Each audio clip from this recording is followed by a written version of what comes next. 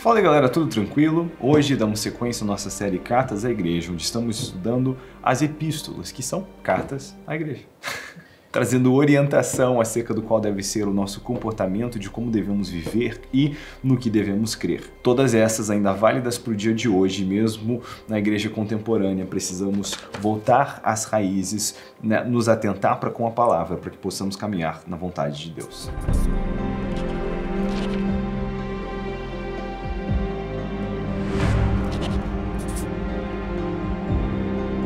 Hoje vamos ler Gálatas no capítulo 5, começando no versículo 1, indo até o versículo 15. Para a liberdade foi que Cristo nos libertou. Portanto, permanecei firmes e não vos sujeiteis novamente a um jugo de escravidão. Essa afirmação vem, né, daquele contexto que estávamos falando, da escravidão da lei, de tentar voltar a obras, ritos, cerimônias que já não eram mais necessários, porque esses eram apenas sombras de bem-vindouro. Que Cristo nos libertou para a liberdade. Faz sentido, ele nos libertou para que permanecêssemos livres. Cristo que nasceu, né, debaixo da lei, diz Paulo, para nos resgatar da escravidão da lei. Eu, Paulo, vos declaro que Cristo de nada vos servirá se vos deixar de circuncidar. E outra vez declaro solenemente a todo homem que se deixa circuncidar que ele fica obrigado a cumprir toda a lei. Vós que vos justificais pela lei estáis separados de Cristo, caíste da graça, mas nós, pelo Espírito, mediante a fé, aguardamos a justiça, que é a nossa esperança. Porque em Cristo Jesus, nem a circuncisão, nem a incircuncisão valem alguma coisa, mas sim a fé que atua pelo amor. Então essa aqui é a verdade que precisa entrar, que não é a circuncisão ou incircuncisão da carne, é o estado do coração, né? É como nós cremos e por consequência como vivemos, né, em Cristo, na fé que atua através do amor. Correis bem, quem vos impediu de obedecer à verdade? Quem vos convenceu a agir assim não vem daquele que vos chama. Com um pouco de fermento toda a massa fica fermentada. Quanto a vós, confio no Senhor que não pensareis de outra forma, mas aquele que vos perturba, seja quem for, sofrerá a condenação. Eu, porém, irmãos, se continuo pregando a circuncisão, porque ainda sou perseguido. Nesse caso, o escândalo da cruz estaria aniquilado. Quem dera se castrassem aqueles que estão vos perturbando. Irmãos, fostes chamados para a liberdade, mas não useis da liberdade como pretexto para a carne. Antes, sede servos um dos outros pelo amor, pois toda a lei se resume numa só ordenança, a saber, amarás o próximo como a ti mesmo. Mas, se mordeis e devorais uns aos outros, cuidado para não vos destruirdes mutuamente.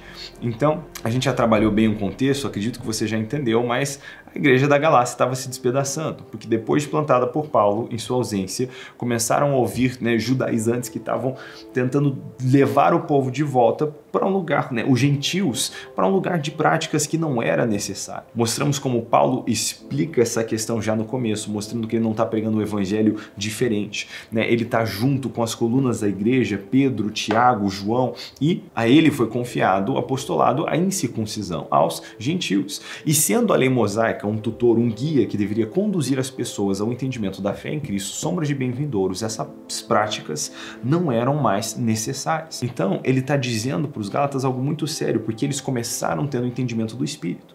Então, o que eles estão fazendo é algo muito perigoso, porque eles estão tentando deixar para trás o Espírito, tentando deixar para trás a fé e negligenciando a verdade que eles conhecem por uma tentativa de substituir essa fé com obras. Todas essas advertências, elas vêm muito pesadas. E ele diz, se você vai viver assim, isso aniquila o esforço da cruz. Eu acho que hoje em dia, nós muitas vezes se comportamos desse mesmo jeito. Quando nós tentamos nos esconder por trás de práticas religiosas, sabe? De assumir que nosso relacionamento está bem com Deus porque a gente tem, né, frequência na igreja, porque a gente está indo para a igreja. Né? Ir na igreja não vai mudar nada. Tem gente muito podre na igreja. Tem gente que, às vezes, por cumprir uma performance religiosa, uma listinha, se sente bem, inclusive justificado para viver vida, né, viver uma vida que as escrituras condenam. E entendam aqui que a gente já estabeleceu isso, mesmo nas etapas diferentes, né, da lei de Moisés, antes da lei de Moisés com Abraão, depois, né, de Cristo, né, trazendo mudança de sacerdócio, mudança de lei, a obediência sempre foi necessária. Mesmo quando não tinha a lei de Moisés, Mas Abraão, né, pela fé, ele obedeceu ao Senhor. Na época da lei de Moisés, pela fé se obedecia, né? Mesmo que com entendimento limitado, era a fé sempre foi a questão, mas hoje, com esse entendimento, continua sendo esse o caso, é o que Tiago vem estabelecer, é o que João 14, 21 está dizendo, que nós que cremos, obedecemos às palavras de Deus, vamos levar a sério a sua orientação. Então, Paulo não está dizendo que as práticas bíblicas e orientações bíblicas e mandamentos bíblicos têm que ser transpassados, ele está falando da lei cerimonial de Moisés, né? A lei moral, ela permanece, na verdade, Jesus eleva, né, a lei moral. Quando Moisés disse que não se devia dormir com a mulher do seu próximo, porque isso é adultério, Jesus eleva isso para que você não pode nem olhar com desejo. Então, né, existe, a lei moral permanece, mas a cerimonial, os ritos, as passagens, né, os tipos, eles serviam para conduzir o povo ao entendimento de Cristo. Agora que nós temos a Cristo, essas coisas não são mais necessárias. E do mesmo jeito, Paulo está falando com muita severidade para a igreja da Galácia, falando: não substituam a fé, não substituam o relacionamento com práticas, né, com tradições. Então hoje nós temos que cuidar para não fazer o mesmo.